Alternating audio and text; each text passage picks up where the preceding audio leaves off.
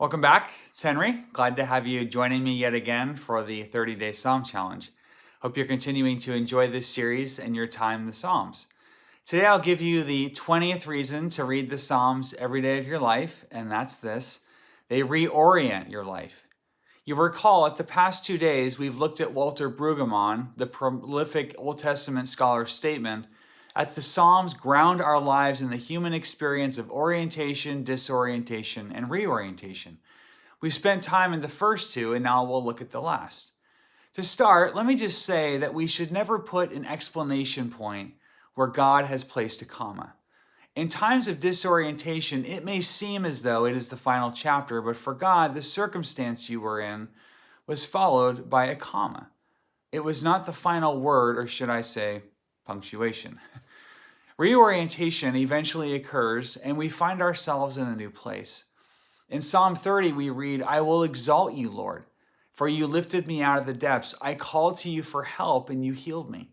You, Lord, brought me up from the realm of the dead. You spared me from going down to the pit." Sing praises to the Lord. Praise God's holy name.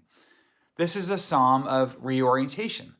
Suddenly, the psalmist has experienced a transformation of life and circumstance, and you'll note here he actually credits it to God. The new orientation is a grace, and the psalmist is thankful, and he praises God for it. Reorientation is a wonderful thing. There's an old song I used to listen to growing up by the band Aerosmith titled Amazing, and he says, "It's amazing, with the blink of an eye, you finally see the light. It's amazing when the moment arrives that you know you'll be all right. It's amazing." And I'm saying a prayer for the desperate hearts tonight. It's not liturgical in nature. I get it. But it's true. We've all been there. We've all had that moment when the storm has passed and there's so much newness. You can recognize that a new chapter has begun and God's grace is moving my life to a new and higher ground. If you're in a time of reorientation, what does it look like? How does it feel? Is there both inward and outward transformation in your heart and in the actual circumstance? How so?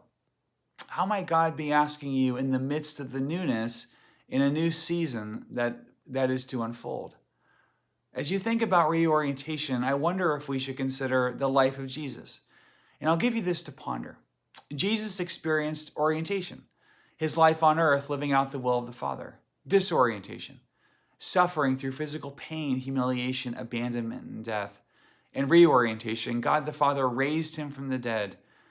You see, we're called to live in the pattern of Jesus Christ. Know that your circumstance is never wasted on God. Meditate on Christ.